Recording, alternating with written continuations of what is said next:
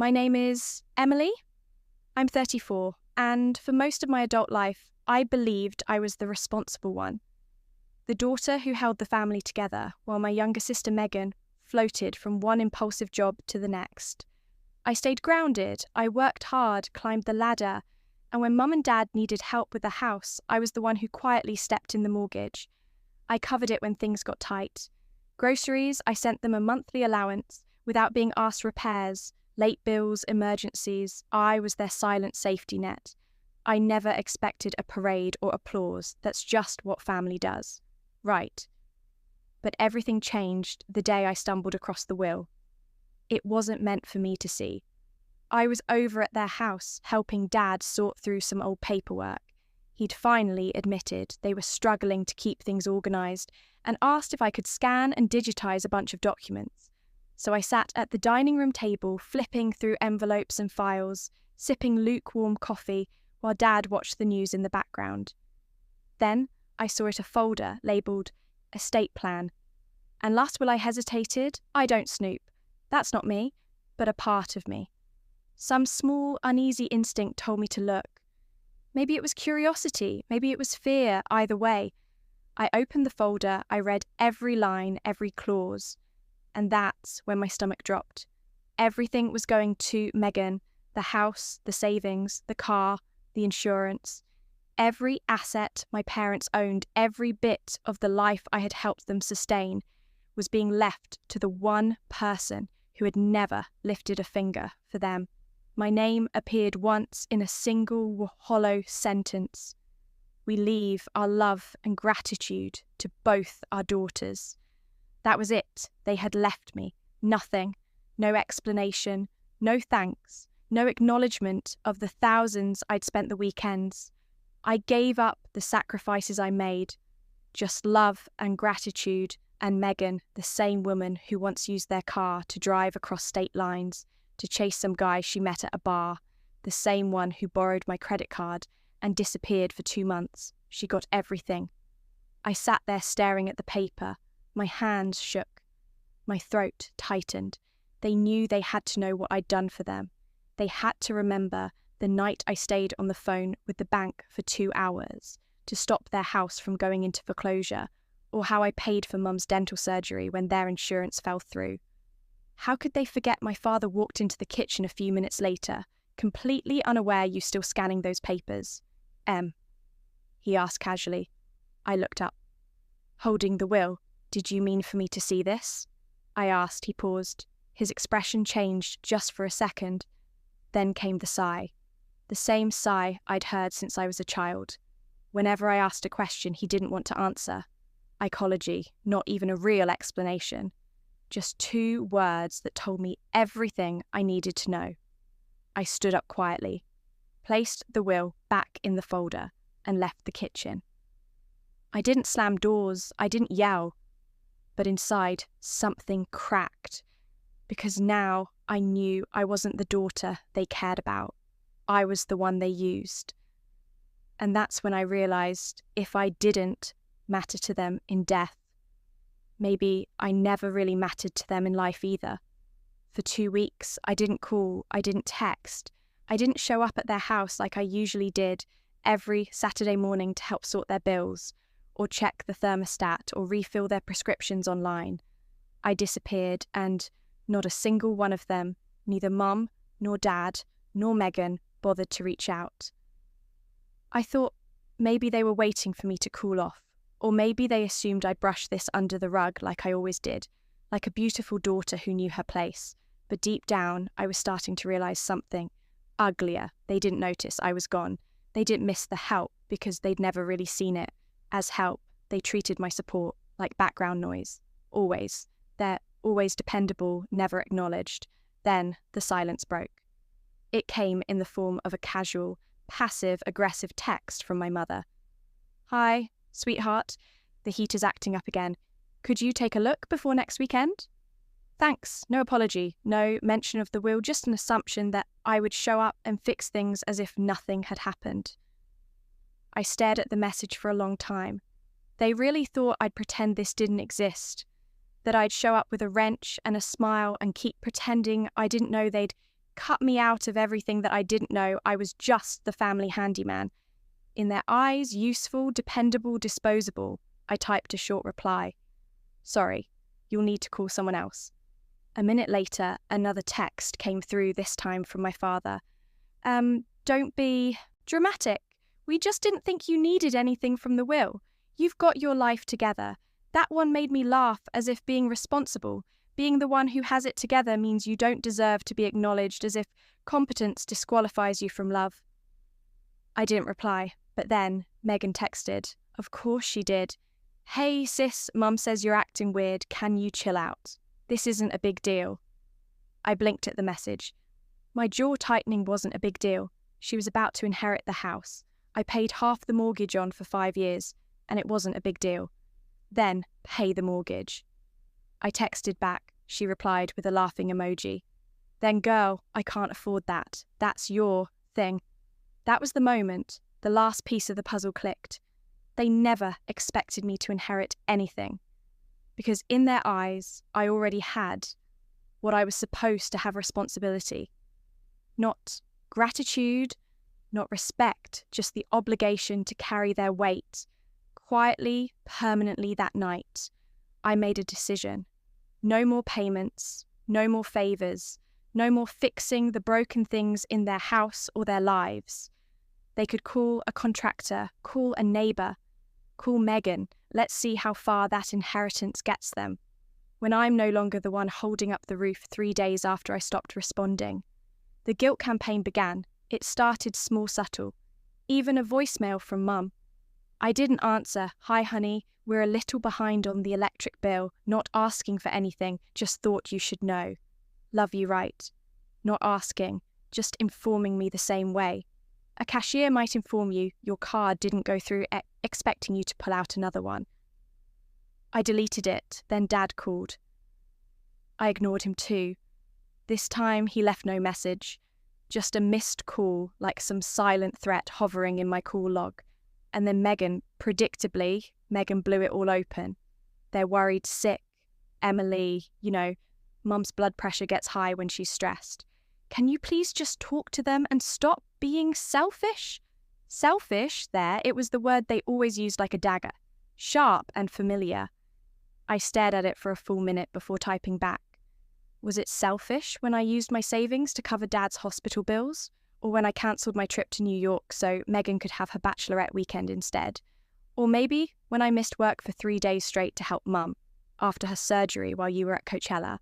I didn't hit send. Not because it wasn't true, but because I finally understood it wouldn't matter. Megan wouldn't see it. My parents wouldn't hear it. They weren't interested in what I'd done. Only what I hadn't done lately. And lately I hadn't been useful.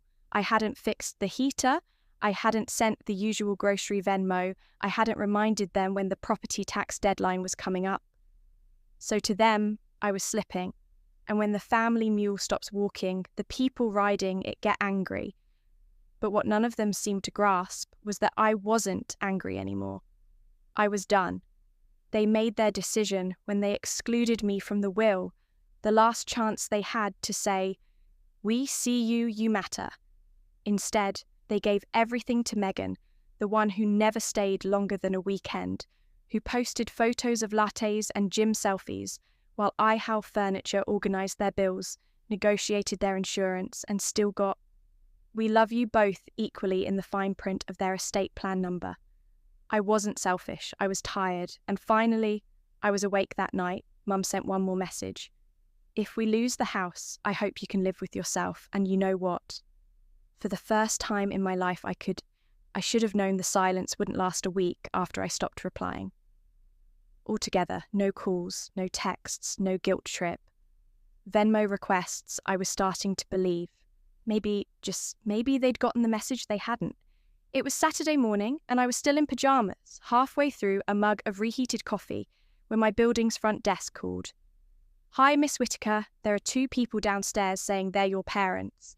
They're asking to come up." I almost dropped the phone. What I asked, heart-thuting no, I didn't ask for any visitors. "Yeah, they said it's urgent. They look, determined." I closed my eyes and took a breath so deep It felt like I was swallowing the floor. "Please, don't let them up," I said flatly. "Tell them I'm not available, we'll do the guy." Said hesitantly, but they're pretty insistent. Of course they were. 10 minutes later, I got the first text. "Mum, we're downstairs." Open the door 5 minutes after that. "Dad, we just want to talk." Be reasonable and then like clockwork. "Megan, seriously. Emily, you're making Mum wait in the cold. Like this. What is wrong with you? What's wrong with me?" "Nothing. What's wrong is that they still believed showing up at my door uninvited would somehow fix the fact that they had erased me from the legacy I helped build. What's wrong is that they didn't understand. This wasn't a tantrum, it was closure, but apparently they needed to hear it face to face. I grabbed my keys, threw on a sweatshirt and headed downstairs. There they were, Mum, in her pearl earrings, looking fragile but calculated, like she'd rehearsed tears on the way over. Dad stiff and unreadable, arms crossed, and Megan standing beside them like some smug little prosecutor ready to mediate. I didn't say a word. I opened the lobby door just wide enough to stand in it. Mum stepped forward first, her voice already quivering. "Sweetheart, we just need 5 minutes, that's all." "No," I said. Calm, "and even you need money." That's all. Her face fell like I'd slapped her. "That's not fair," she whispered. "Neither is leaving your daughter out of your will." I shot back. "Let's call it even." Dad's jaw tightened. "We didn't come here to argue." "No, I said you came here to make me feel guilty enough to pay your bills again, but I'm not doing that anymore." "Ask Megan." Megan scoffed. "Don't drag me into this." "Oh, you're already in it," I snapped. "You got the house, you got the savings, you got the promise of everything, so why am I still the one you all expect to clean up the mess?" No one answered because there was no answer. Just 3 people finally being forced to face the consequences of their choices and not liking the view. I leaned against the doorframe, arms crossed. "You raised me to believe family was about love, but it turns out it was about leverage. And now that you have nothing left to hold over me, you're panicking." Mum's lip trembled. Dad looked away. Megan finally muttered, "You're being dramatic." I smiled. "Number, I'm being done." And with that, I closed the door. No more scenes, no more bargaining, no more pretending. For the first time in my life, I chose myself. I should have known it wouldn't end at my doorstep by Monday morning. The smear campaign had begun. Not in private, not through text, but in the one place my mother still believed was sacred ground. Facebook, it started with a vague status on her timeline. Sometimes the child you raise with the most love is the one who forgets it. First broken hearts in this family prayers. Appreciated with a crying emoji and a 10-year-old photo of the 4 of us. Me, Mom, Dad, and smiling on a family hike I had planned and paid for. I read it in silence, barely blinking. Then came the comments. "You were such good parents. I'm so sorry. Some children just forget where they came from. We raised ours right, thank God." By lunchtime, my father had chimed in with his own version of events, raised a daughter with everything she needed, thought she'd take care of us in our later years. Instead, she turned her back when we needed her most. And just to drive it home, he tagged me. They were telling the world I had abandoned them, that I was cold, selfish, and ungrateful, that I was the villain in a story they had twisted to suit their victim narrative. And then, of course, came Megan. She posted a filtered photo of her sitting beside Mum. On the porch swing, Mum's face turned slightly, eyes glistening, captioned, "She doesn't deserve this. None of them do. But I'll keep showing up even when others don't. Because that's what family means." No names. No direct accusations. Just enough innuendo to make sure everyone knew who the bad daughter was. I stared at my phone in disbelief. I had kept my silence. I hadn't shared the will, I hadn't posted screenshots or dragged them publicly, but they had no such restraint. They wanted sympathy, they wanted allies, and most of all, they wanted control of the narrative. Well, not anymore. That night, I sat down and wrote a post of my own. Not dramatic, not emotional. just the truth. I've been silent while my family turned this into a public spectacle. I won't go into every detail, but here's what I will say. For 5 years, I financially supported my parents, while my sister contributed nothing. I paid their mortgage, their groceries, their repairs. I did it out of love, and I never once asked for recognition. Then, I found out accidentally that I'd been written out of their will. Everything was going to my sister. No conversation, no explanation. They made their choice. And now I've made mine to stop being used, to stop paying for love I never truly received. If that makes me selfish in their eyes, so be it. But I won't apologize for protecting my peace, and I won't be silenced by guilt. I hit post, and for the first time in this entire mess, I felt something close to peace. Not because the war was over, but because I'd finally stopped hiding. Let me know if you'd like to move on to part 6, where everything escalates. One final time, I didn't expect the flood of messages that came after I posted my truth. Some were kind, quiet support from old friends, co-workers, even 2 cousins who admitted they'd always suspected something was off. About the way I was treated, others were not so gentle. One of my mum's church friends messaged me directly. I don't know what happened between you and your family, but airing dirty laundry like this, that's not how good daughters behave. And Megan, she wasn't done. She took to Instagram with a string of stories, never mentioning my name, but making it perfectly clear who she was talking about. Screenshots of my post cropped just enough to protect her from liability photos. Of her hugging our parents with captions like, "Real family shows up without being asked. Some people think money makes them better. I just think it makes them colder." Then, the kicker, she posted a Venmo screenshot. A $1,000 transfer labelled to mum and dad because love doesn't skip payments. The comments were all praise. You're amazing. Meg, your parents are lucky to have at least one daughter who cares. I wish my kids were more like you. I couldn't even breathe. Reading it that 1,000 that was a single symbolic payment after 5 years of me paying their bills and being erased without hesitation. But optics mattered more than truth. I realised then this wasn't about who had done more. This was about who looked better, doing less, and in that twisted game, Megan always won. Still, I stayed quiet until the letter arrived. An actual letter in the mail, handwritten. Like we were in some 19th century soap opera. It was from my mother.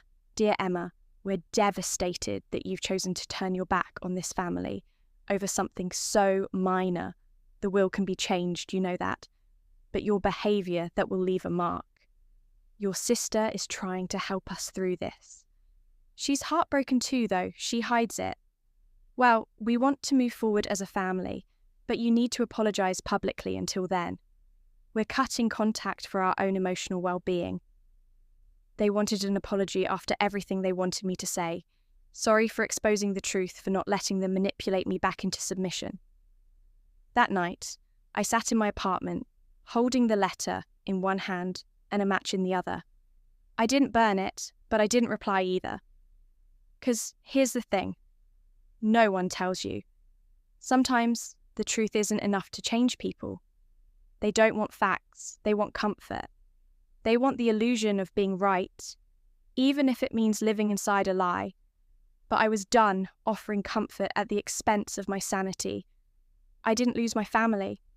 I removed myself from a system that was never built to support me. And in doing so, I found something better. Clarity. Now I finally know blood isn't loyalty, love isn't conditional, and peace is expensive, but worth every step it takes to earn it. Not every story ends with reconciliation. Sometimes it ends with choosing yourself. Finally and unapologetically, if this story resonated with you or reminded you of something you've lived through, don't scroll away. Leave a comment, share your thoughts, and if you believe real stories deserve to be told, subscribe to the channel. Here we speak the quiet truths out loud, and you're always welcome.